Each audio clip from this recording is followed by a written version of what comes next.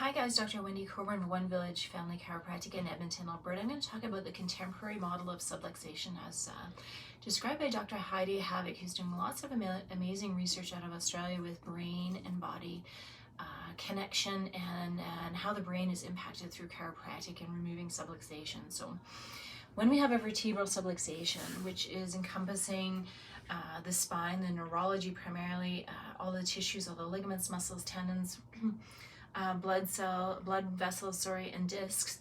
When we have subluxation caused by traumas, toxins, thoughts, and technology, it can create a whole cascade of different things. So we're going to follow this chart here. So when we have a vertebral subluxation, it creates an altered vertebral column afferent input. So the input coming into the spine and the sensory and how the spine is perceiving what's going in is actually altered. It's not a clear message like the way that it should be. When we have an unclear message coming into the spine and then into the brain, our brain responds to that abnormal message. So then we end up getting an abnormal multisensory processing, filtering, and response to that. So the stimuli and the abnormal sensory motor integration occurs because the message coming in is incorrect. Then it also alters, I'm going to come down first and across, then it alters the vertebral column motor control. So the motor branch controls muscles, for example, and it controls how they support our movement, our alignment, and how we stay upright against gravity. And often it makes them super, super excitatory. The muscles stay tight, and then they become weak, and it's exhausting because the body's just struggling and fighting to stay upright against gravity. And that really impacts all sorts of things because the body and the system is so wound up and tired all at the same time. And then at the same time, it creates altered vertebral column function. So the way it's designed and the neurology and what it's attaching to is impacted. And it creates this circuit.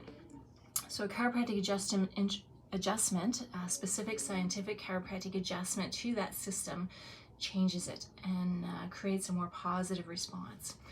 With this abnormal processing, also the interoceptive input is impacted, right? Pain, temperature, chemoreception, emotions, proprioception are all altered because of that abnormal multisensory processing.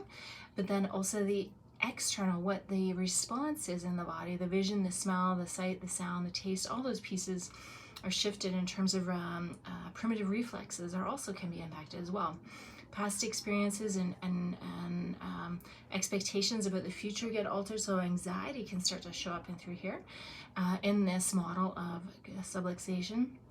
And overall, it impacts the entire body in terms of proprioception, where we are in space, balance, coordination, body motor control, balance, neurologically and biologically, and our abilities to be resilient, have adaptability, function, and well-being is also altered. So stay tuned. I'm going to do 2 other videos just breaking this down a little bit more at different ages and stages and how it impacts different parts of the brain. So like and follow us, share your feedback. We'd love to hear from you.